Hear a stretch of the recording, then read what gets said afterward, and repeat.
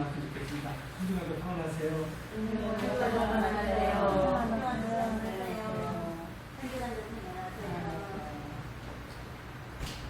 과학의 발달, 특히 컴퓨터의 발달은 지금 우리가 사는 이 세상을 엄청난 속도로 변화시켜주고 있습니다. 컴퓨터의 발달로 인해서 어제와 오늘이 다르고요. 또 오늘이 내일과 다를 겁니다. 제가 초등학교 다닐 때 학교에서 학기 초가 되면 가정 환경 조사 써가는 걸 주었습니다. 거기에 보면 집에 냉장고 있느냐, 전화기 있느냐, 텔레비전이 있느냐 그런 조사 항목이 있었습니다. 학교에서 왜 학생들 집에 가전제품 있는 걸 조사하죠? 참 말도 안 되는 거죠. 저 어린 시절에 경기도 평택에 이모님이 한 분 살고 계셨습니다. 지금이야 평택은 차 타고 1시간 정도면 가는 거리입니다. 그러나 제가 국민학교 다니던 시절, 지금 이 자리에 우리 가은이 빼놓고는 다 같이 국민학교 세대입니다. 제가 국민학교 다니던 70년대 중반, 이때만 해도 교통편이 그렇게 좋지 않아서 평택 가는 데에도 거의 한나절 이상이 걸렸습니다. 이모님 댁에 도착을 해서 무사히 집에 도착을 했다고 집에 전화를 하려면 이장님 댁에 가야 했어요. 당시에 저희 이모님 댁에 전화기가 없어서. 그런데 이장님 댁에 가면 전화기가 돌리는 전화기였습니다. 기억나셨죠? 중간에서 교환원이 연결해주는 전화기.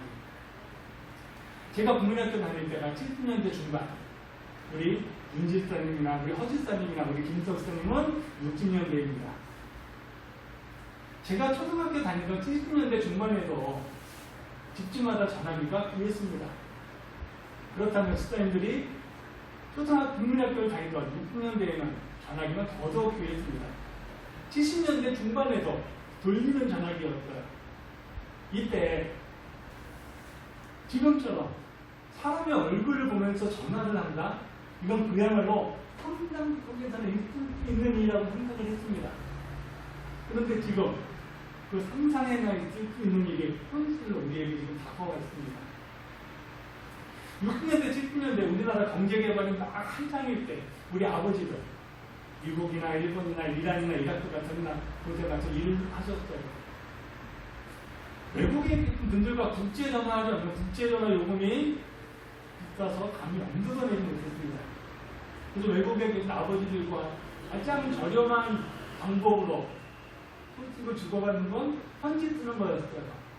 그런데 편지를 쓰면 빨라도 열흘, 길면 한 달 정도 지나야 소식을 주고받을 수 있었습니다.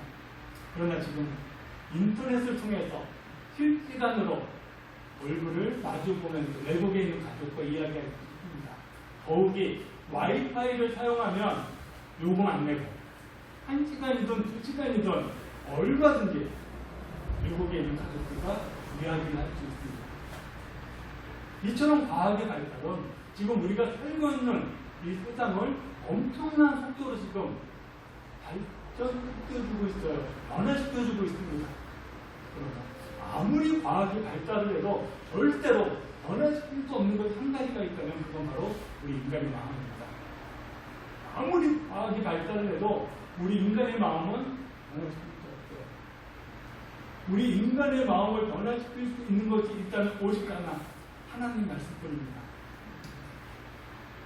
하나님의 말씀이 사람의 마음에 제대로 들어가기만 하면 그 어떤 사람이라 할지라도 반드시 변화가 되게 되어 있습니다.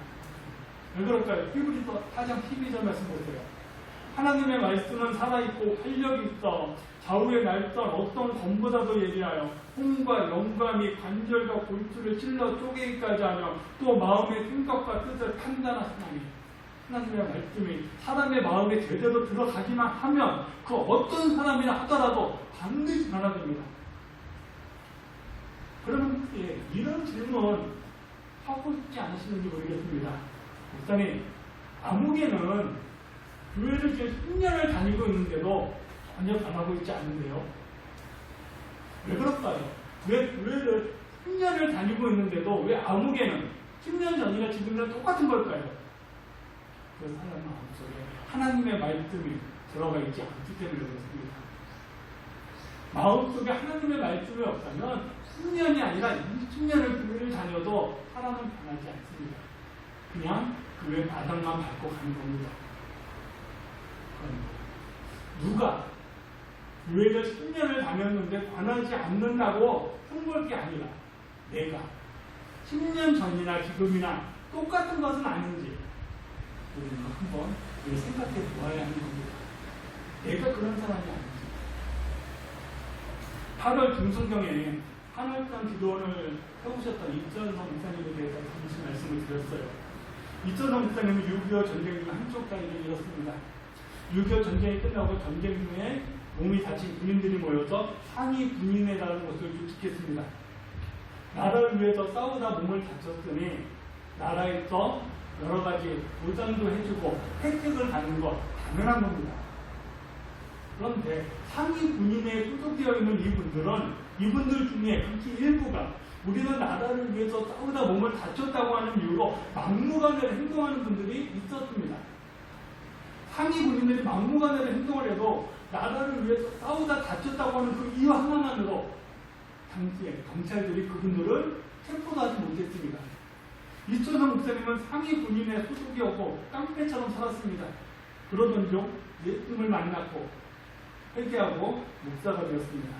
목사님은 말하기를 내가 예수를 만나지 않았다면 나는 어느 골목에서 누군가에게 맞아 죽었던 인생이었다고 했어요. 이렇던 사람이 예수님을 만나고 완전히 변화가 되어서 우리나라 한국교회 부흥의 한 획을 긋는 어른이 되었습니다. 제가 바보 같은 질문 하나 하겠습니다. 오늘 말씀의 제목처럼 행복하고 싶으세요? 정말로 행복하고 싶으세요? 그렇다면 하나님의 말씀은 마음으로 받아들이지 않습니다. 하나님의 말씀이 내 마음에 받아들여진다는 것은 예수님이 내 마음에 들어온다는 겁니다. 말씀이 육신이 되어 이 땅에 오신 분이 바로 예수님이기 때문입니다. 말씀이 육신이 되어 예수님과 함께 살아갈 때, 말씀이 육신이 되어 이 땅에 오신 우리 주님과 함께 살아갈 때 우리는 행복해집니다. 그러면 예수님과 함께 살아간다는 게 어떤 걸까요? 첫째, 예수님을 내 인생의 주인으로 인정하는 겁니다.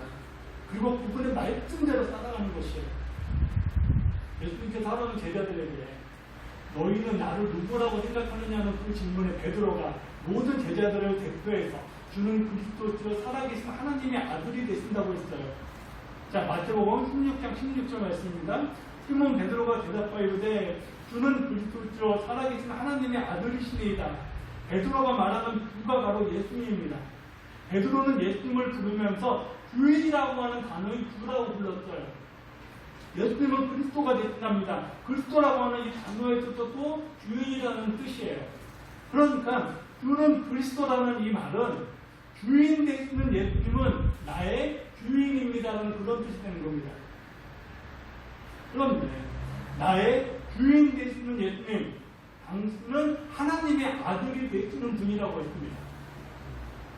베드로가 나의 주인 되시는 예수님, 당신은 하나님의 아들이 되신다고 하는 이 고백은 베드로와 제자들에게만 국한되는 고백이 아니라 예수를 믿는 사람들이라면 누구라도 모두 다 반드시 인정하고 고백해야 하는 고백입니다. 만약에 나의 주인 되시는 예수님, 당신은 하나님의 아들이 되신다고 하는 이 베드로의 고백이 내 마음에 인정이 되지가 않고 내 입에서 고백이 되어지지 않는다면 10년을 교회 다니든 20년을 교회를 다니든 교회 바닥만 밟고 있는 겁니다. 지금 이 자리에 계신 우리 성도님들께 제가 다시 한번 확인해 보려고 합니다. 베드로가 고백했던 이 고백, 나의 주인 되시는 예수님, 당신은 하나님의 아들이십니다라고 하는 이 고백이 내 마음에 인정이 되고 내 입술에서 고백이 되어지시는지요? 예수님이 나의 주인이 되신다고 하셨습니다. 내 입술로 고백하셨습니다. 그렇다면 나는 예수님의 종인 겁니다. 종의 존재의 목적이 뭘까요? 종의 존재의 목적이 뭘까요? 종은 자기 이익을 위해서 사는 사람이 아니라 오직 주인의 이익을 위해서 사는 사람입니다. 이게 종의 존재 목적이에요. 그러기에 종이 아무리 많은 일을 했다 하더라도 그 일의 모든 이익은 종의 것이 아니라 주인의 것입니다. 종이 열심히 일을 해서 많은 이익을 남겼다고 해서 내가 열심히 일해서 이만큼 이익을 남겼으니 이것은 내 것입니다라고 한다면 그 종은 매맞아야 하는 종입니다. 그런데 우리는 주인 되시는 예수님 앞에서 종종 이런 실수를 하고 있다는 겁니다. 입으로는 물론 그리스도시요 살아계신 하나님의 아들이 되신다고 하고 있지만 여전히 우리의 삶은 내 생각대로 내 계획대로 밀고 나갈 때가 얼마나 많은지요. 자, 이사야서 29장 13절 말씀 보세요. 우리 한번 이 말씀 같이 읽어보겠습니다. 자, 시작. 주께서 이르시되 이 백성이 입으로는 나를 가까이 하며 입술로는 나를 공경하나 그들의 마음은 내게서 멀리 떠났으니 그들이 나를 경외함은 사람이 계명으로 가르침을 받았을 뿐이라. 하나님께서 지금 이사야 선지자를 통해서 이스라엘 백성들을 향하여 책망하십니다. 너희는 입술로 나를 공경한다고 하지만 너희의 실제의 삶은 나와는 아무 상관이 없다고요. 지금 이스라엘을 향하여 하는 이 책망의 말씀이 오늘 우리가 이스라엘 책망의 말씀은 아닐런지. 어떤 종이 좋은 종일까요? 어떤 종이 나쁜 종일까요?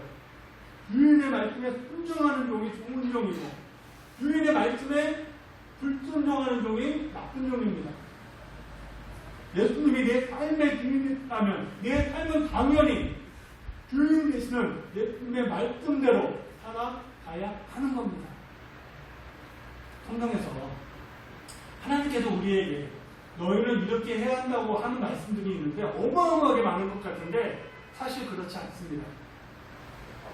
어떤 율법사가 예수님께 와서 율법에 가장 중요한 것이 무엇입니까? 지금 이걸 물어보는 겁니다. 성경에서 가장 중요한 게 무엇입니까? 라고 물어보았어요. 그때 우리 주님께서 이렇게 대답하십니다. 하나님을 내 마음을 다하여 사랑하고 내 이웃을 내 몸과 같이 사랑하라. 이것이 성경에서 너희에게 요구하는 모든 것이라고 합니다. 자, 마가복음 12장 28절 말씀 보세요. 서기관 중 한 사람이 그들이 변론하는 것을 듣고 예수께서 잘 대답하시는 줄 알고 나와 함께 모든 계명 중에서 첫째가 무엇입니까? 예수께서 대답하시되 첫째는 이것이니 이스라엘아 들으라. 주 우리 하나님 여호와는 유일한 여호와시니 너는 마음을 다하고 목숨을 다하고 뜻을 다하고 힘을 다하여 주 너희 하나님을 사랑하라 하신 것이요. 둘째는 이것이니 내 이웃을 내 몸과 내 자신과 같이 사랑하라 하신 것이라. 이보다 더 큰 계명이 없느니라. 하나님께서 지금 우리에게 하늘에 있는 별을 따라오라는 것도 아니고요, 바다에 있는 고래를 잡아오라는 것도 아닙니다. 그저 너는 마음을 다하여 나를 사랑하고 내 이웃을 내 몸과 같이 사랑하라. 이게 내가 너에게 요구하는 모든 것이랍니다. 이 마가복음 12장 28절에서 31절까지 말씀을 미가 선지자는 더 간단하게 이야기하고 있습니다. 자, 구약성경 미가서 6장 8절 말씀 보세요.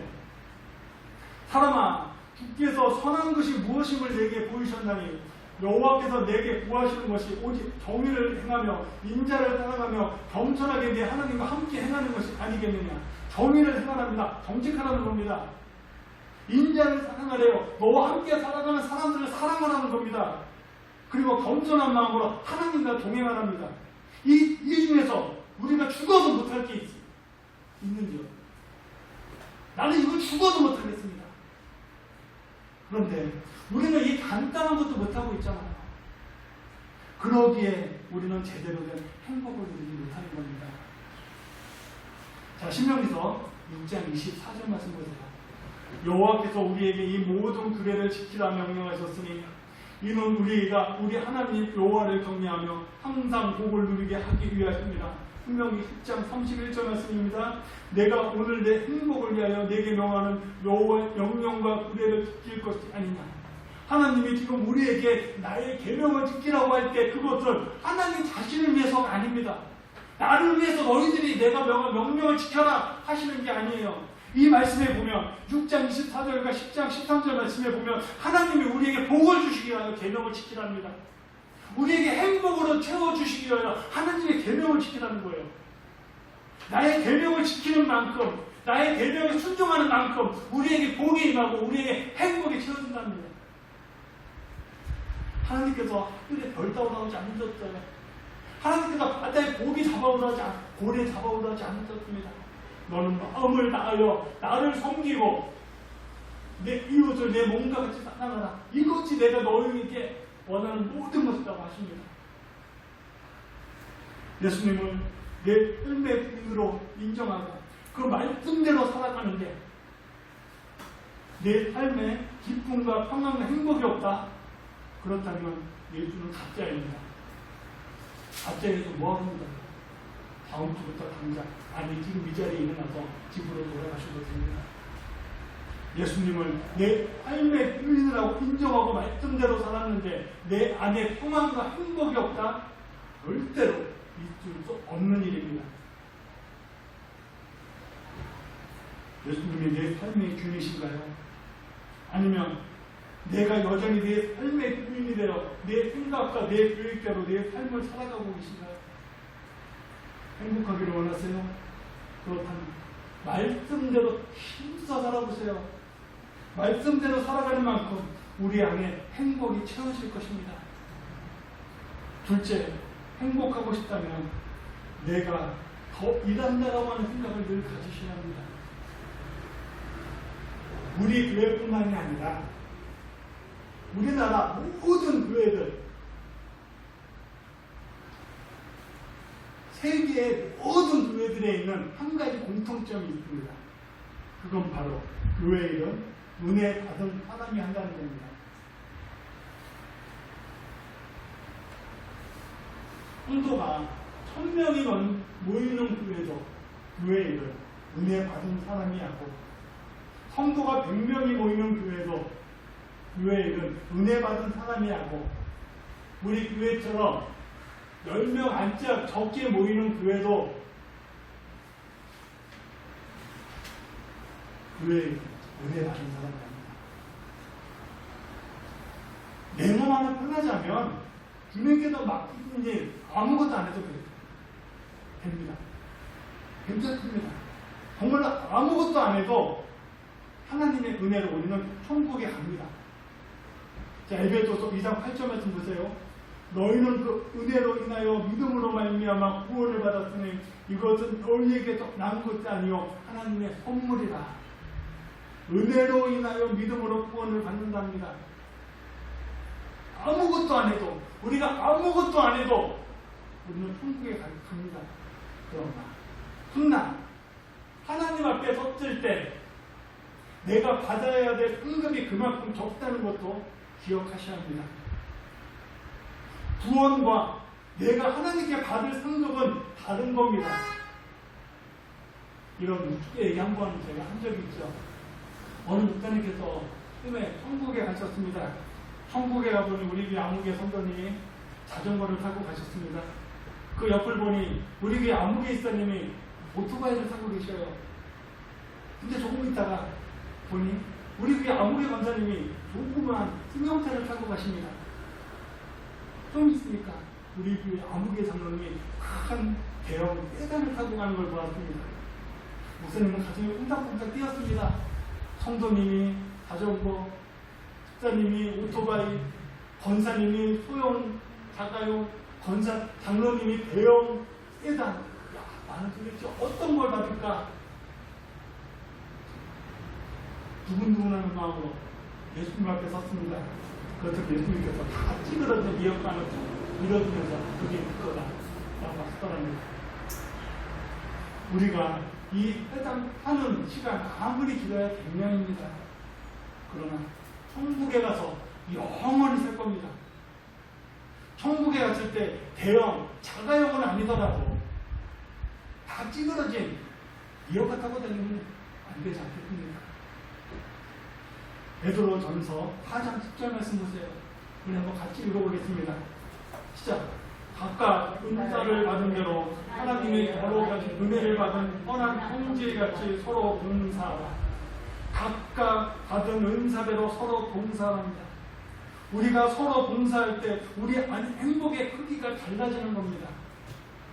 가정 안에 아버지가 일하든 어머니가 일하든 누군가가 일을 하고 있기에 그 한 사람으로 인해서 가족 안에 있는 모든 사람들이 행복을 누립니다.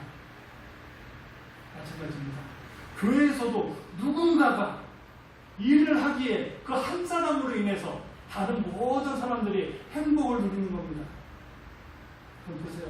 한 사람만 일해도 나머지 사람들이 다 행복을 누릴 수 있다면 오늘 베드로의 말대로 특정한 누군가가 한 사람만 일하는 것이 아니라 우리 모두가 각각 받은 은사대로 일한다면 우리 안에 주어지는 축복은 얼마나 커질까요? 목사님께 두 가지 숙제를 드리겠습니다. 첫 번째는 제가 광고 시간에 말씀을 드렸듯이 이제 우리가 같이 사용할 수 있는 시간도 10월달, 11월달, 2달밖에 남지 않습니다. 자주자주 가셔서 광고를 올라가 주시기 바랍니다. 그리고 이번 달 마지막 주일 수주 감사 예배를 드릴 때 밖에서 나온 광고를 이 재단에 올려놓고 예배를 드릴 수 있다면 더 의미가 있을 것 같습니다. 두 번째 숙제입니다. 코로나로 인해서 지금 많은 교회들이 제대로 된 활동을 하지 못하고 있습니다. 지난주에 우리 교회 금년 4분의 3분기 회계 보고가 있었는데요. 지난주 통계에 보면 우리 교회 현재 성경금이 대략 220만 원 정도 남아 있습니다. 백지장도 둘이 맞으면 낫다고요. 목사인 저 혼자 이 성경을 어떻게 유용하게 사용할까 아무리 생각하는 것보다 목사님들이 함께 생각을 해보는 것이 훨씬 더 낫습니다. 목사님 알아서 하세요. 그러지 마시고요. 금년 11월달 우리 교회 마지막 회계 복구할 때 우리에게 남아있는 성경을 어떻게 사용하는 것이 좀 더 유용하게 사용할 수 있을까 생각해 보시고 그때 적극적으로 이야기를 해주시기 바랍니다. 그때 가가지고 목사님 알아서 하세요 이러시면 절대 안 됩니다. 행복하고 싶으세요? 행복하고 싶으세요? 그렇다면 내가 조금 더 일한다. 내가 조금 더 섬긴다는 마음으로 나를 섬겨보시기 바랍니다. 세 번째, 일을 마치고 모든 영광을 주님께 돌릴 때 행복합니다. 고린도 전서 11장 1절 말씀 보세요. 내가 그리스도를 본받는 자 된 것 같이 너희는 나를 본받는 자가 되라. 바울은 행복했던 사람입니다. 바울이 행복하지 않았는데 너희는 나를 본받는 사람이 되라고 말했을까요? 바울은 정말로 행복했던 사람입니다. 그래서 바울은 당당하게 말합니다. 너희는 나를 본받으라. 바울은 참으로 많은 일을 한 사람이에요. 다른 사람들은 몰라도 바울만큼은 나는 주님을 위해서 이 땅에 교회를 세우기 위해서 나만큼 일을 한 사람이 있으면 나아봐 말할 수 있는 사람입니다. 그러나 바울은 어떤 일이건 그 일을 마치고 난 이후에 모든 영광은 주님께 돌렸습니다. 사도행전 14장에 보면 바울이 빌립보 지역에 갔을 때 하나의 일이 소개가 되어 있습니다. 바울은 빌립보 지역에서 복음을 전하고 있을 때 귀신 들린 사람이 바울을 쫓아다니면서 귀찮게 했어요. 그래서 바울이 그 귀신 들린 사람을 위해서 귀신을 쫓아내버렸습니다. 그런데 이게 문제가 되어 바울이 매를 맞고 감옥에 갔습니다. 바울을 따라 다녔던 이 사람은 귀신 들린 사람으로 그 지역의 유명한 정쟁이었습니다. 그런데 귀신이 나갔기 때문에 더 이상 점을 칠 수가 없었어요. 밥벌이가 끊어진 겁니다. 그런데 이 귀신 들린 점장이를 고용하고 있던 주인이 있었습니다. 이 주인이 바울 때문에 돈벌이가 끊겼다고 바울을 고소한 겁니다. 제가 질문 하나 해볼게요. 귀신 들린 사람에게서 귀신을 쫓아내 온전한 사람으로 살아가게 해주면 이게 비난받을 만한 일인가요? 칭찬받을 일인가요? 당연히 칭찬받을 일입니다. 그러면 이런 경우라면 어떻겠어요? 제가 정말 무당한 사람을 고용하고 싶습니다. 예를 든 겁니다. 이 사람이 나에게 매달 적으면 500만 원, 1000만 원까지 나에게 벌어주고 있습니다. 그런데 어느 날 갑자기 바울이라고 하는 사람이 와서 내가 고용하고 있는 그 점장으로부터 빚을 쫓아내버렸어요. 그래서 적은 짓을 못해요. 그래서 매달 들어오고 500만 원, 1000만 원에 수입이 쭉 끊겨버렸습니다. 그렇다면, 이런 상황이라면 그래도 바울에게 잘했다고 하실래요? 아니면 너 때문에 내 돈벌이 끊겼다고, 밥벌이 끊겼다고 벽살 잡으실래요? 잘했다고 하실 거예요? 솔직해지자고요. 솔직해지자고요. 저 같으면 고소할 겁니다. 귀신 들린 사람 입장에서는 자기에게서 귀신을 쫓아내어줄 수 있는 감사의 일이지만, 이 귀신 들린 점장을 고용하고 있는 사람 주인의 입장에서는 매달 내 눈앞에 500만 원, 1000만 원이 지금 사라졌는데 그냥 눈 뜨고 당할 수 있겠어요? 그렇게 하는 거죠. 바울이 도둑질했다거나 누구를 때렸기 때문에 감옥에 들어간 게 아닙니다. 귀신 들려 미쳐 살아가는 사람 멀쩡하게 해주었다고, 그래서 돈벌이 끊어놓았다고 내맞고 감옥에 들어간 겁니다. 바울 입장에서 억울한 거죠. 그런데 바울은 억울해하지 않았습니다. 예수 분량이 조금 더 서운해하지도 않았어요. 오히려 바울은 감옥 안에서 하나님을 찬양했습니다. 그것도 감옥 안에서 다른 예수들 다 들으라고 큰 소리로 감사 찬양 올렸습니다. 고린도후서 11장 24절에 보면 이런 말씀이 있습니다. 바울은 나는 복음을 전하다가 이런 일까지도 겪어보았다고. 자, 26절 보세요. 여러 번 여행하면서 강의 위험과 강도의 위험과 동족의 위험과 이방인의 위험과 힘의 위험과 광야의 위험과 바다의 위험과 거짓 형제님의 위험을 당했다고. 강도의 위험, 강의 위험, 동족의 위험, 이방인의 위험, 힘의 위험, 강야의 위험, 바다의 위험, 거짓 형제들의 위험을 당했다는 이 말은 바울은 복음을 전하러 가는 곳마다 어디가 되었든지 간에 언제라도 죽을 수 있는 위험들이 자기를 기다리고 있었다는 겁니다. 그런데도 바울은 말합니다. 너희는 나를 본받으라고. 행복하지 않았던 사람이 이런 말을 할 수 있을까요? 70년대, 80년대 우리나라는 그렇게 잘 사는 나라가 아니었습니다. 그러나 지금 우리나라 경제력이 세계 10위권 안에 들어서 있어요. 나라의 경제력은 높아져 가고 있는데 스스로 자기의 생명을 끊는 자살하는 사람들도 함께 높아져 가고 있습니다. 왜 그럴까요? 행복하지 않기 때문에 그런 겁니다. 지금 내가 있는 상황은 여기인데 내 눈은 지금 이만큼을 바라보고 있기 때문에 그런 겁니다.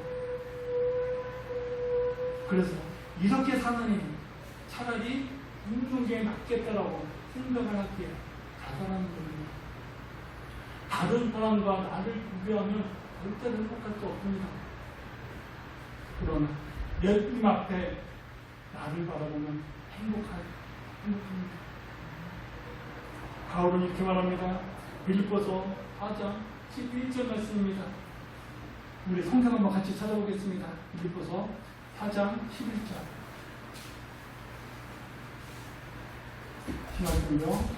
빌립보서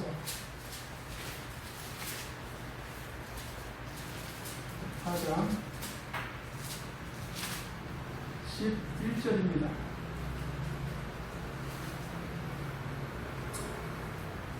신약성경 322쪽에 있습니다. 우리 살펴보면 우리 11절부터 3절까지 함께 읽겠습니다. 시작. 내가 궁핍함으로 말하는 것이 아니라 어떠한 형편이든지 나는 자족하기를 배웠느니 나는 비천에 처할 줄도 알고 풍부에 처할 줄도 알아. 모든 일, 곧 배부름과 배고픔과 풍부와 궁핍에서 처할 줄 아는 일체의 비결을 배웠노라. 내게 능력 주시는 자 안에서 내가 모든 것을 할 수 있느니라. 아멘. 바울은 말합니다.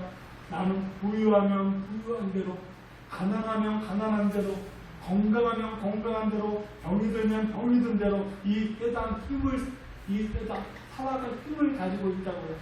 이런 사람들이 불행한 사람일까요? 행복한 사람일까요? 바울은 그렇게 자신 있게 말합니다. 너희는 나를 본받는 자라 생각해. 바울은 모든 일을 하고 모든 영광을 하나님께 올립니다. 말씀 마치겠습니다. 행복하고 싶으세요? 내 마음에 변화되기를 원하세요? 내 믿음이 늘 제자리 걸음하는 것이 아니라 한 걸음이라도 앞으로 나아가길 원하세요. 그렇다면 오늘 말씀 꼭 기억해 주세요. 첫째, 내 인생의 주인은 내가 아니라 예수님이다. 이걸 인정하셔야 합니다. 예수님이 내 삶의 주인이시라면, 예수님이 내 삶의 주인이시라면 우리는 예수님 말씀대로 살아야 할 의무가 있는 사람들입니다. 하나님께서 분명히 약속하셨습니다. 너희가 내 말을 힘써 지키는 만큼 내 안에 행복으로 채워주겠다. 두 번째, 지금 내가 하고 있는 일, 나만 하는 게 아니라 주님께서 나에게 맡긴 일이다라고 생각을 하시는 겁니다. 지금 당장 내가 어떤 일을 했다고 해서 내 손에 어떤 상급이 이루어지지 않을 수도 있습니다. 그러나 하나님의 일은 절대로 공짜가 없습니다. 우리가 비록 한 개밖에 일을 하지 않았다 하더라도 우리 주님께서는 우리 안에 30배로, 60배로, 100배로 채워주십니다. 주님께서 나에게 맡겨주신 일, 순종하는 만큼 내 안에 행복으로 채워져 갑니다.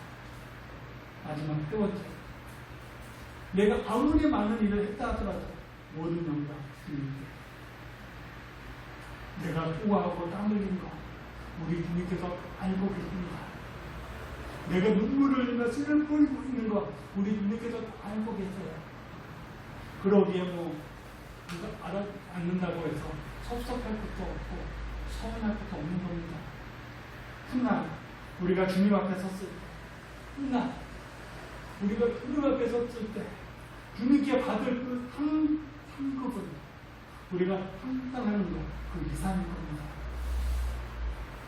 착하고 충성된 종아, 내가 작은 일에 충성하였으니 내가 너를 위하여 준비한 잔치 자리에 참여하라고 하는 우리 주님의 칭찬의 말씀을 기대한다면 우리가 날마다 행복을 평안으로 채워서 갈 것입니다.